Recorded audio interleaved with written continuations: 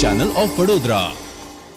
શ્રી કૃષ્ણ મંદિરના 46મા પાટોત્સવ નિમિત્તે ઠાકોરજીની પાલખી યાત્રા યોજવામાં આવી। વડોદરા શહેર કોઠીપોડ જૂની કાછિયાપોડમાં આવેલ શ્રી વડોદરા કાછિયા પટેલ જ્ઞાતિ પંચ સમસ્ત સંચાલિત શ્રી કૃષ્ણ મંદિરમાં 46મા પાટોત્સવ નિમિત્તે સંપૂર્ણ ચાંદી જડીતો વસ્ત્ર તેમજ સુંદર દર્શન, વિવિધ મનોરથ તેમજ અન્નકૂટ દર્શનનું આયોજન કરવામાં આવ્યું છે।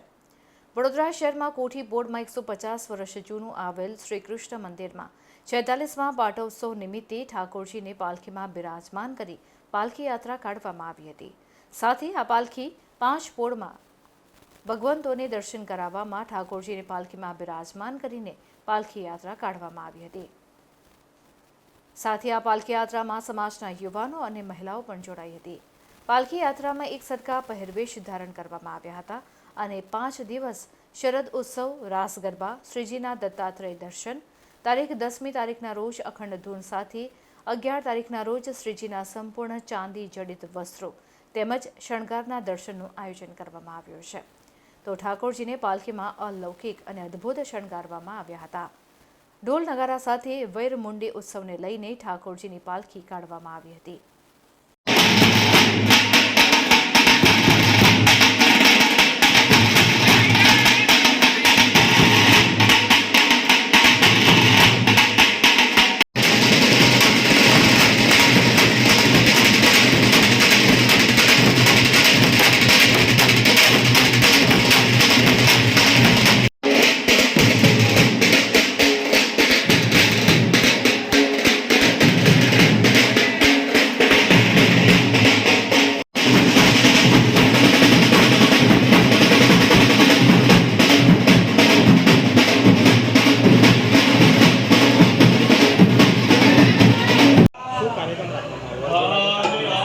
કાર્યક્રમ મનોરથ નિમિત્તે આજે વેરામુડીનો મનોરથ છે ભગવાનનો। આવતીકાલે શરદ પૂર્ણિમાનો મનોરથ છે। એ શરદ પૂર્ણિમાના દિવસે ભગવાનને શરદ પૂર્ણિમા તરીકેનો ઉત્સવ ઉજવીશું। ફળિયાની અંદર પોળની અંદર ગરબા રાખેલા છે, રાસ ગરબા રાખેલા છે। ત્યારબાદ પછી અમે ભગવાનની 10 તારીખે ભગવાનની 24 કલાકની અખંડ ધૂન બેસશે અને બીજે દિવસે 11 તારીખે ભગવાનનો પાઠ ઉત્સવ રાખેલો છે।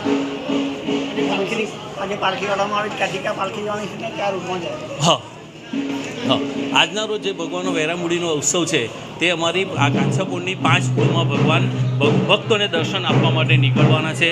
કોઠીફળિયામાં થઈને કબીર મંદિર ફળ્યું, કબીર મંદિર, દાળવીનો ખાંચો, તાર ફળિયા, રાજમહેલ રોડ પર થઈ દરેક મંદિરમાં ભગવાન, દરેક ફળિયામાં પોળમાં ભગવાન ભક્તોને દર્શન માટે નીકળ્યા છે અને રાત્રે 9 વાગે ભગવાન પાછા પોતાના મંદિરમાં પ્રવેશ કરશે અને તે વખતે પણ મહાઆરતી રાખેલ છે। આ ઉત્સવ અમે એકચ્યુઅલી ઘણા 46 વર્ષથી અમે આ ઉત્સવ કરીએ છીએ। અમારું આ મંદિર 150 વર્ષ પુરાણું છે।